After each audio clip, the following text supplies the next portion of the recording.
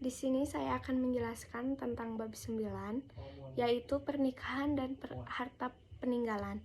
Nikah menurut istilah yaitu akad yang menyebabkan kebolehan hubungan khusus atau hubungan seks antara laki-laki dan perempuan, sedangkan nikah menurut Undang-Undang Nomor 1 Tahun 1974 adalah ikatan lahir batin antara seorang pria dengan seorang wanita sebagai suami istri dengan tujuan membentuk keluarga atau rumah tangga yang bahagia dan kekal berdasarkan Ketuhanan yang Maha Esa pada pasal 1 ayat 1. Kemudian sakinah artinya merasa cenderung kepada pasangan. Mawadah menurut Imam Ibnu Katsir adalah al-mahabbah yaitu rasa cinta, sedangkan ar-rahmah adalah arofah yaitu kasih sayang. Implementasi dari mawadah warahmah ini adalah sikap saling menjaga, melindungi, membantu, memahami hak dan kewajiban seperti memberi nafkah bagi laki-laki. Pernikahan mengandung hikmah yang besar bagi orang yang melaksanakannya, yaitu menguatkan ibadah, menjaga kehormatan diri, mendapatkan keturunan, menyalurkan fitrah, dan membentuk peradaban. Menuju pernikahan harus memiliki mental, kesiapan fisik, ekonomi, sosial, dan agama. Menurut hadis Bukhari, Muslim memilih calon pasangan harus mempertimbangkan 4 aspek, yaitu harta, keturunan, kecantikan, kemudian ditambah latar belakang keluarga atau bibit, bebet, dan bobotnya, kemudian dan agamanya.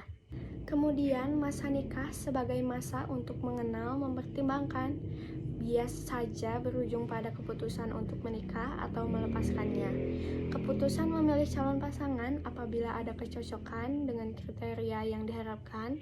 Kemudian sebaliknya, boleh saja seseorang yang sudah melamar memutuskan melepaskannya apabila tidak terdapat kecocokan kriterianya. Rukun pernikahan terdiri atas calon, saksi, wali, dan ijab kabul. Cerai atau talak adalah lepasnya ikatan pernikahan sehingga pasangan itu haram untuk berhubungan badan.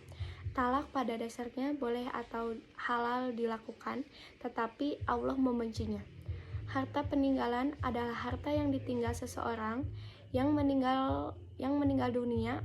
Apabila seseorang meninggal dunia, tapi tetapkan dulu harta peninggalannya, yaitu harta milik mutlak pada mayat dari hasil usahanya setelah dibagi dengan pasangannya, yang dimaksud dengan istri atau suami yang masih hidup, atau harta dari warisan leluhurnya. Kemudian ahli waris atau orang-orang yang berhak untuk waris mewaris, yaitu orang yang memiliki perkawinan, kekerabatan, atau hubungan darah, dan wali atau perwalian. Untuk bagian evaluasi dengan beberapa soal, yang pertama, jelaskan kaitan antara menikah sebagai ibadah dan perwujudan masyarakat yang beradab. Jawabannya yaitu kaitan menikah sebagai ibadah dan perwujudan masyarakat yang beradab, yaitu karena pada saat akan melangsungkan pernikahan pasti harus saling mengenal, mempertimbangkan kecocokan dan kriteria satu sama lain.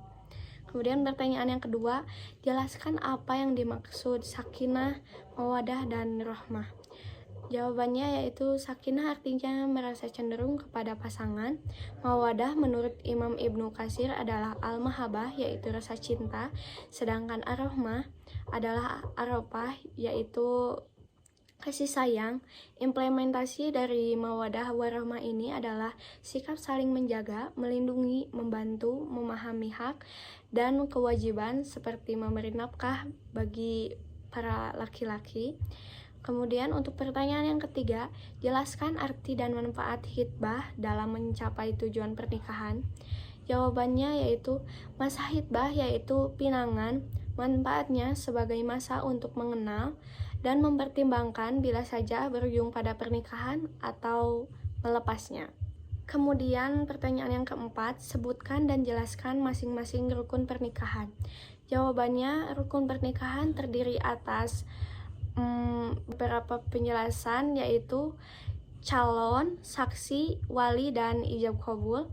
Kemudian pertanyaan yang kelima, apa manfaat dan mudarat apabila pernikahan dicatatkan dan tidak dicatatkan di KUA? Jawabannya yaitu manfaat pernikahan dicatat, yaitu terjamin kepastian hukum status suami atau istri, serta anak-anak yang lahir dari perkawinan tersebut. Kemudian terjamin kelangsungan proses pengurusan akta kelahiran bagi anak, dan lain sebagainya. Sedangkan jika tidak dicatat, istri tidak bisa menggugat suami apabila ditinggalkan oleh suami. Istri tidak memperoleh tunjangan perkawinan dan tunjangan pensiun suami. Kemudian ketika mengurus akta kelahiran mengalami kesulitan, dan ketika terjadi perceraian juga menjadi kesulitan. Kemudian pertanyaan yang keenam, mengapa talak itu disebut sebagai sesuatu yang halal tetapi dibenci Allah? Jawabannya yaitu karena dianggap telah menyia-nyiakan nikmat yang telah Dia berikan. Kemudian pertanyaan yang ketujuh, jelaskan apa yang dimaksud harta peninggalan. Jawabannya, harta peninggalan adalah harta yang ditinggal seseorang yang meninggal dunia. Pertanyaan yang ke-8, yaitu pertanyaan yang terakhir, jelaskan 3 hubungan yang menyebabkan seseorang bisa saling mewarisi. Jawabannya itu yang pertama, hubungan kekerabatan atau al-qorbah. Yang kedua, hubungan perkawinan atau semenda al-musaharoh. Yang ketiga, hubungan karena sebab memerdekakan budak atau hamba sahaya. Sekian, terima kasih.